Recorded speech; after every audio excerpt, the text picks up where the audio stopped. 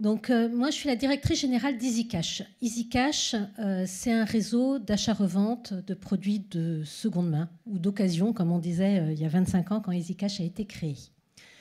On a 160 magasins, dont 85% de franchisés.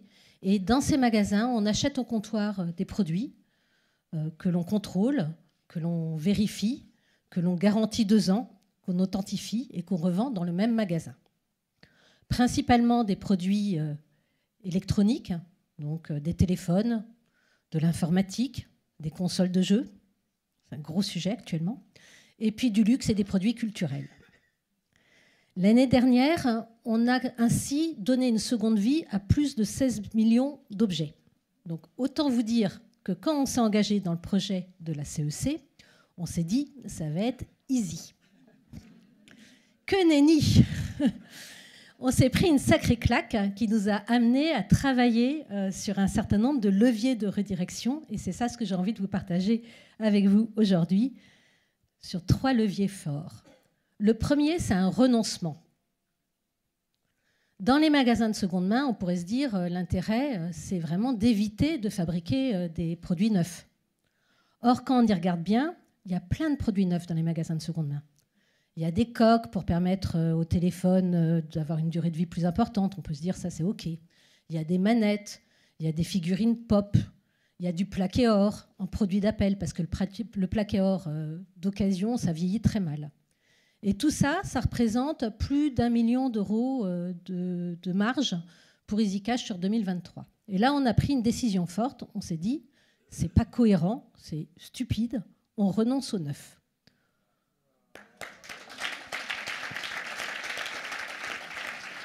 Autant vous dire que quand je l'ai annoncé en plénière à mes franchisés, j'ai pas eu une holla d'enthousiasme.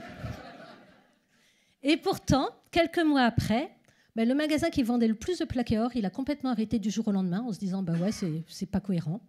Et on a déjà quasiment une régression du neuf de 15%. On mesure chaque semaine pour voir que ça baisse bien. Donc tout le monde est en train de s'y mettre. Et puis également, on s'est dit, si on renonce au neuf, ça serait bien aussi d'offrir d'autres choses, et notamment d'avoir des ateliers de réparation dans nos magasins de façon à pouvoir vraiment allonger la durée de vie des produits et de pouvoir racheter des choses qu'on n'achetait pas auparavant. Et on a désormais des ateliers de réparation dans 30% des magasins, et avec comme objectif d'en avoir dans 50% des magasins là, à la fin de l'année. Ça, c'est le premier levier. Second levier, qui est un levier qui sont 2 leviers qui ont à voir avec ce que la CEC nous a apporté. On s'est dit finalement, notre horizon, il dépasse la moquette de nos magasins. Alors, on n'a plus de moquette dans nos magasins, mais il faut qu'on aille plus loin. Si notre mission, c'est d'éviter, c'est de faire changer les modes de consommation des Français, on ne va pas y arriver tout seul. Il faut qu'on arrive à embarquer le secteur du neuf. Et donc, on a décidé de travailler sur 2 sujets. Le premier sujet, c'est le sujet de la formation. On a une école de l'occasion en interne. On a décidé de l'ouvrir à tout le monde, de façon à pouvoir offrir des formations à des gens qui voudraient se lancer dans la seconde main. On a également décidé qu'il fallait qu'on valorise les produits de l'occasion, parce qu'il n'y aurait pas de filière s'il n'y a pas des produits qui sont valorisés. Donc, on a déposé des certifications auprès de France Compétences pour essayer de créer une filière sur le métier de l'occasion. Et la seconde chose, on s'est dit qu'il faut vraiment qu'on aille plus vite, c'est-à-dire qu'il faut qu'on ait des concurrents plus importants. Donc il faut que le secteur du neuf se mette à faire de la seconde main. Et donc on a décidé d'ouvrir tous nos outils aux acteurs du neuf, nos outils de pricing, nos outils, notre ERP métier.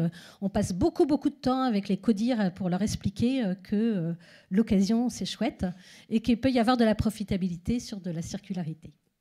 Et dans les fiertés que je voulais partager avec vous, il y en a une dernière qui est celle de l'effet rebond de la seconde main. Souvent, on se dit la seconde main, c'est très bien, c'est chouette, mais si je viens vous vendre un produit dont vous n'avez pas besoin, il n'y a pas grand intérêt parce que je suis sur de la surconsommation.